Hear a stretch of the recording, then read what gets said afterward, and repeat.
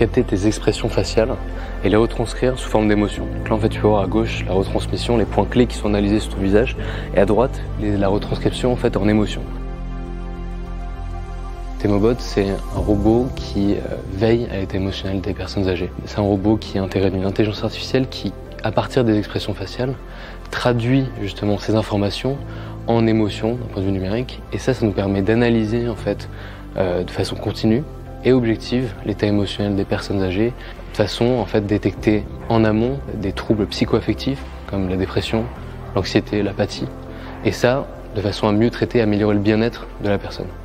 Cette intelligence artificielle, elle se base à la fois sur la caméra, grâce à laquelle on peut analyser les micro-expressions du visage de la personne, mais également ses mouvements avec sa gestuelle, et sur l'audio. Donc il y a également un petit micro qui permet en fait d'analyser à la fois le contenu de la parole, donc ce que dit la personne, du traitement automatique du langage, et la prosodie, la musicalité de la voix, donc finalement la manière dont sont dites les choses.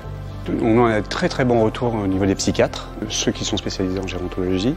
Eux, ils sont friands en fait de nouveaux signaux qui leur donnent un état du comportement en fait de la personne.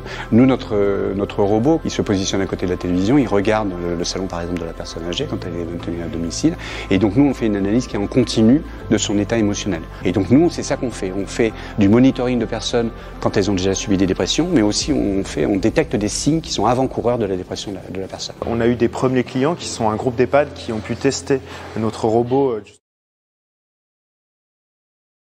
Transforme les expressions faciales d'une personne dans un espace émotionnel, qui est représenté par un cercle. De la gauche vers la droite, la positivité de l'émotion, du bas vers le haut, le degré d'activité de la personne, donc passif en bas, actif en haut. Nous agrégeons chaque seconde une image que nous transformons en cet espace. Pour suivre en un clin d'œil l'évolution de voyage émotionnel de la personne sur une période donnée, par exemple une semaine mais aussi bien une heure, nous avons ces cartes de chaleur, assez intuitives. Nous regardons en fait la différence dans le temps entre ces cartes et voulons aider le médecin à suivre des indicateurs psycho-affectifs, donc par exemple des troubles de l'humeur ou aussi bien l'apathie. Et donc typiquement là, l'évolution entre ces 3 semaines indique que la personne, sa carte émotionnelle va se contracter et donc elle ne va plus passer par certains stades émotionnels dans des périodes fixées d'une semaine. Et donc ça peut être le signe avant-coureur d'une apathie, c'est-à-dire une personne qui ne réagit plus émotionnellement à son environnement.